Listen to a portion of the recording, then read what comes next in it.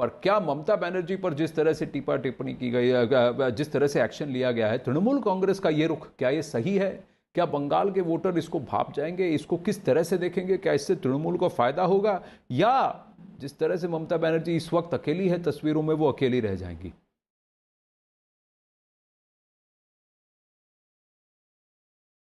नीरज कुमार हमारे साथ है। नीरज, एक बात बताइए, चुनाव आयोग को एक्सट्रीमली कॉम्प्रोमाइज कह रही है तृणमूल कांग्रेस की लीडरशिप।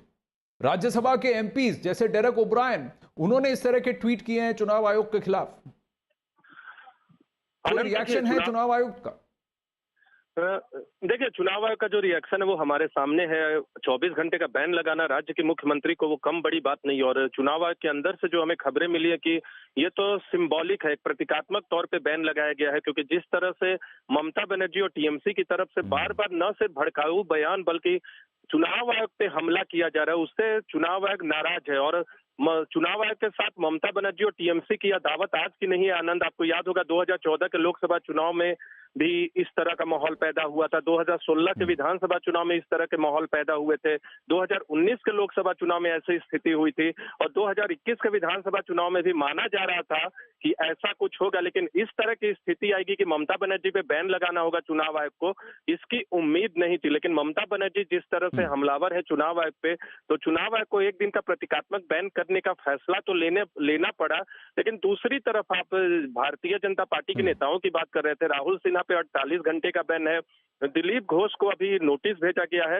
लेकिन इनके जो बयान हैं वो बयान भड़काऊ कहे जा सकते हैं, लेकिन वो चुनाव आयोग पे हमलावर वाले बयान नहीं है, चुनाव आयोग पे सवाल उठाने वाले बयान नहीं है। राहुल सिन्हा के मामले में तो मुझे अगर व्यक्तिगत तौर पे देखे ऐसा लगता है कि चुनाव आयोग ने थोड़ा ज्यादा ही 48 घंटे का बैन लगाकर उनको एक बयान दिया, उस पे नोट उनको 48 घंटे बैन लगाने का फैसला करके कहीं ना कहीं ज्यादा सख्त कदम उठाया राहुल सिन्हा के खिलाफ भी, क्योंकि उन्होंने अर्धसैनिक बलों को लेकर बयान दिया था कि 4 की जगह 8 लोगों को मारना चाहिए था। तो इस तरह के बयान चुनाव आयोग को पसंद नहीं है। देखना होगा कि आने वाले वक्त में, क्योंकि अभी 3-4 चरणों का चुनाव बाकी है। और एक और अहम बात आनंद आपको बता दे कि देखिए, चुनाव आयोग ने जिस तरह से टिप्पणी की है ममता बनर्जी पर कि बार बार चुनाव आयोग को घेरे में लेने की कोशिश निंदनीय है। दूसरी बात, जब चुनाव की प्रक्रिया चल रही थी उस वक्त आपको घंटे दर घंटे एक तरह से एक नैरेटिव स्पिन करने की कोशिश करना और लोगों को और वोटर्स को, जनता को, वोटर्स को गुमराह करने की कोशिश करना बहुत निंदनीय है। और एक प्रदेश के मुख्यमंत्री का इस तरह का व्यवहार पूरी तरह से उन्हें शोभा नहीं देता, वो जिस ओहदे पे हैं उसे शोभा नहीं देता, और चुनाव की इस पूरी प्रक्रिया, इस पूरे प्रकरण को शोभा नहीं देता।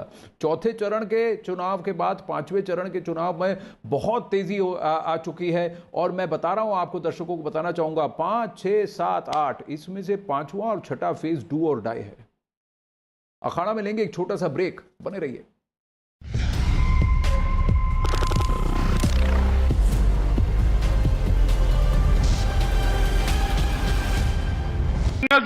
संजय सिंघल साहब क्या काम